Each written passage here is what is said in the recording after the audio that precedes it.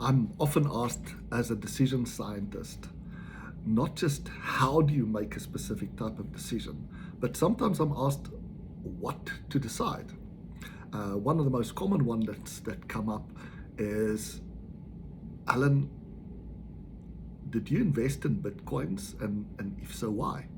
Well, this is going to be the topic of this discussion, is how do you make these types of decisions? I call them impossible decisions, and they're impossible for two reasons.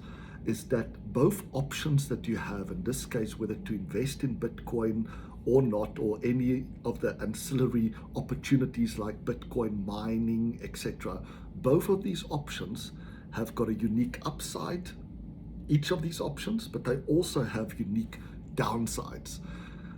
That's the first challenge. Second challenge is it's impossible to accurately predict the likely upside and the likely downside. So how do you make these type of decisions? Well, I'm going to use Bitcoins as an example to show you one way of thinking about it. Up front, let me tell you, I didn't invest in buying Bitcoins, but I did invest in buying Bitcoin mines until I realized it wasn't a good idea and I disinvested. So let me take them one by one. First of all, why didn't I invest in Bitcoin mining? What was the decision criteria I used? Well, two things that I want to share with you. The first one is I have two simple criteria for making any type of decision. I would highly recommend that you develop your own. My criteria is, firstly, is it an opportunity that has a big upside if it works and a small downside if it doesn't? That's a hell yes decision for me. A hell no decision is something that has a small upside if it works, big downside if it doesn't. So that's criteria number one. Is it asymmetrical in my favor? Big upside if it works, small downside if it doesn't. Second criteria, do I understand enough to not predict the likely upside and downside, because that's not possible in any real life complex systems, but do I have enough intuition and knowledge to at least predict the best case and worst case, upside and downside? A very good decision would be one where the worst case benefit is still greater than the worst case cost. So that's my decision criteria. So how do I apply this to making the decision, first of all, not to invest in Bitcoins themselves, but secondly, to invest in Bitcoin mining? Well, to understand what made the ultimate difference is that there's a third part that I want to share with you. It's not just these two criteria, but the fact that when we are looking at the impact of our decisions, of the options that we exercise, we shouldn't just look at the financial impact, how it will impact my wealth, but also how it will impact my emotional side, my happiness, my relationships with those that I care about. And it's often when I'm looking at the emotional impact, if I'm undecided from a financial perspective, being able to predict how will I emotionally be impacted by the best case scenario, worst case scenario, that the decision becomes much, much easier. So let's look at the Bitcoin itself. Around August 2017 is really when I started being kind of confronted with this, Alan, what are you going to do? It looks like the price of Bitcoin has started going up.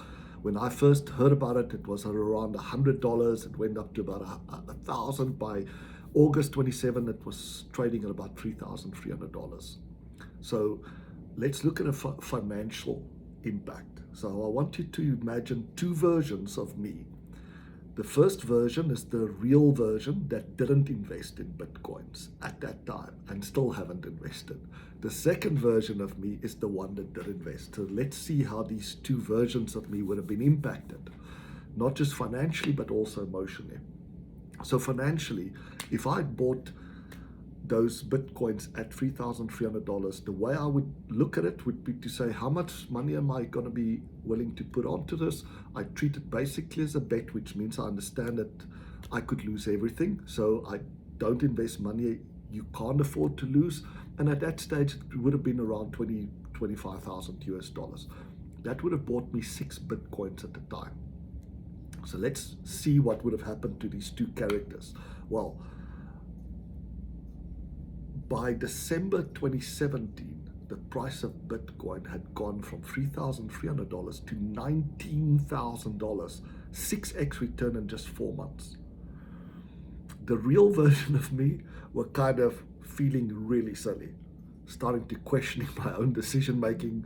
Like, dude, you're a decision scientist. How the hell did you miss this? How the hell did you get this so wrong? And actually, starting to question not just my decision making ability, but my courage and all these sort of things. So it was not a good outcome for me those first 4 months, and having decided not to do it. You can imagine the virtual version of me that would have invested would have been so happy, so proud, maybe so arrogant and cocky, right? Maybe have pointed to everybody else and say, look how silly you were. You should have trusted me. I made the decision. I told you why, and you should have done the same. So that's by 2017, December 2017, these two versions of me would have emotionally been in very, very different places. What happened after that? Well, the price started dropping. For the real version of me that didn't invest, it was kind of relief, right? Whew. Goodness, I wasn't such an idiot. Very difficult to predict what's going to happen to it. Is it going to keep on falling? Yes or no? What I knew about Bitcoin mechanism was that there were only a certain amount of Bitcoins that was going to be released. So that would give you confidence that over time, the scarcity of Bitcoins would keep on driving up the price. The only question mark was whether governments will intervene and ban it maybe, or less, kind of severe, maybe just put very big regulations around it. And also, you never know how human fear and greed impacts all of this, what it will do with the price. So now the price keeps on dropping down to $3,300. So the real version of me, some relief. You can imagine the virtual version of me would have been devastated, right? Like, how low can this go? Is it worth that emotional trauma when you have something that has that level of volatility that's completely out of your control, impossible to predict? Well, from a financial perspective, if I did invest, what would have been the maximum upside I could have gotten? Well, by November 2021, Bitcoin had recovered. It started growing, obviously with volatility, but from December 2018 to November 2021, it had gone from $3,300 to $67,000. So my 6 Bitcoins that I would have been able to buy with my $24,000 in August 2017 would have been worth $400,000. That's a 20x return in about 4 years. That's amazing. Well, even in today's price, which is around $16,500, my investment would have still been given me a return that my 6 coins would now be worth over 100,000. So it's about 5x return over 5 years. That's a 38% compounded interest growth. So still a pretty good decision from a financial perspective. But that's, as I mentioned, not the only criteria that we should use. I looked at it also, the emotional impact, and realized with this great volatility and knowing myself that I'm super invested, I wouldn't be able to help myself looking at the price on a daily basis. It just wouldn't be worth it. So how did I decide to invest in Bitcoin mining? Well, at about the same time that I really started paying attention to it, I was approached by one of my business coaches with a really interesting opportunity. He said, rather than buy the Bitcoins, why don't we invest in Bitcoin mines? And I did whatever I do when I get a new opportunity. I kind of built a little financial mathematical model around it to try and understand it. And the idea was very simple. Rather than spending $1,500 or maybe $2,000 on a Bitcoin mine, through this opportunity with a partner, you would invest $3,000 for a mine, but with the caveat that it becomes real passive income. because they would manage everything. They would take that Bitcoin mine, put it in their facility, pay all the costs, do all the maintenance. If it's no longer performing, they would do the automatic upgrades, etc. So it was really potential passive income. So I thought, okay, with my $24,000, I could buy 8 mines. I did the calculations at the price of the Bitcoins at that time, about $3,300. I could see that, I would get about $100 of Bitcoins every single day. You do the calculations, how long will it take you to pay back $24,000? It's about 8 months. And I knew if I was disciplined enough, it was a good decision, because I would, as soon as I hit that magical number of 24,000, I would essentially sell my Bitcoins if I needed to, and I'd put the money in the bank, and then from that point it would only be upside. So I did that. That was my decision. I looked at it from an emotional perspective and said, really, my big risk is just what's going to happen in the next 8 months. And all indicators were price keeps on going up, and there was no real major downside, because worst case I could afford to lose the money. So I made the investment. And then I got very excited, because now my little model that I built, simulation model, can become a digital twin where I can feed in actual daily output data and be able to become better and better and better over time in terms of predicting what's going to happen. Well, I started getting the data. After 1 month, I noticed something that didn't make sense to me. I reached out to the partner and said, are you giving us the right data?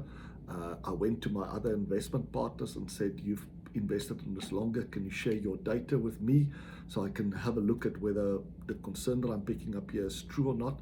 And sure enough, it was true. Essentially, what I was noticing is every 2 weeks, the output of our mines were dropping. And a little bit of additional information is that the Bitcoin algorithm, which is something I read but didn't quite think about the implications of that, was that the Bitcoin algorithm has to maintain a cycle time of 10 minutes. So every 10 minutes, a block of Bitcoins are released, and that allows them to keep to this fixed schedule of producing X amount, this 60 million odd Bitcoins over a period of time. So what happens if there's too much Bitcoin mines coming on the network is it solves the mathematical problems to produce that block of Bitcoins too fast, and the cycle time will drop from 10 minutes to 9 minutes or even 8 minutes. Every 2 weeks, the algorithm automatically adjusts the difficulty of the algorithm to get back to 10 minutes. So if there's too much capacity on board, it solves the problem too fast. It will make it more difficult. And the impact on the miners are that your output then drops for the next 2 weeks. If there's not enough capacity and it solves, it's taking too long to solve it, it's taking 11 or 12 minutes, it would reduce the difficulty of the algorithm to solve it, and essentially your output would go up. Well, from this data, even though the price of Bitcoin was going up dramatically from that $3,000 up to $19,000, what my model was showing is that the difficulty was increasing faster than the price was increasing. And as a result, our return on investment went from 8 months to 12 to 18 to 24 to never. When it got to never, I immediately phoned up my partners. I said, there's a big problem here. Either I've made a fundamental mistake in my model, or there's something else going on here that we really should be coming out. Now, at the time that we made an investment, I decided that yes, from a financial perspective, it looked like it was a good decision, but looking at it from an emotional perspective, I said, what was my biggest fear is that I would lose this 24,000. I could have invested in another opportunity, like in my own business, where I'm passionate about helping people with making better, faster decisions and building apps. That would have been my downside risk. Well, what they said was, if you do decide to disinvest, you wouldn't lose everything, because all the money that we pay for the Bitcoin mines would go into a trust fund, and they would only take out what they really need from that. So the majority of that money was safe. Now, this was early days, so that helped me that we could still get all the money back. The other part was essentially, from an emotional perspective, is this the only and best option that I have to invest that money? And again, At the time I made a decision that yes, it looked like the returns I could get here was better than anything else. It helped me to diversify, so I'm not just fully dependent on my own business, but also on this. And that was the way that I looked, both the financial and the emotional, to decide to invest. But once I started getting feedback that initial assumption was simply not true, that yes, even in the case where the price of Bitcoins were going up, if the difficulty of the algorithm was going up faster, your output will keep on dropping and you will never be able to pay back. And once I had shared this with my partners, we checked the model from all sides. They built confidence in the model. They went back to the partner and we decided to disinvest, and we got all of our money back. So I hope that was useful to help you just think about, how do you make really impossible decisions? As I mentioned, it's classified as an impossible decision when both options that you have, to do something or not to do something, or to do something or do something else, both have a unique upside or pros, but they also have a unique downside or cons. That's the first challenge. And the second challenge is that these systems are just too complicated for us to predict accurately what those best case, worst case scenario will, what the likely case upside and the likely case downside will be. The caveat to that is that with a little bit of additional knowledge or experience, we are quite accurate in terms of intuition to predict the best case versus worst case, not just financial impact, but also emotional impact. And it's two of those aspects that we should use to decide whether to do something or not. So if you have any other decisions that you are curious about, how to apply this methodology or criteria to that, please let me know. The methodology that I've developed that help us make these decisions is called the Procon Cloud method. We've embedded it into our Harmony Decision Maker app. So if you want to try it out, you can download the app from all the app stores, or simply go to harmonydecisionmaker.com and check out the web version. Until next time.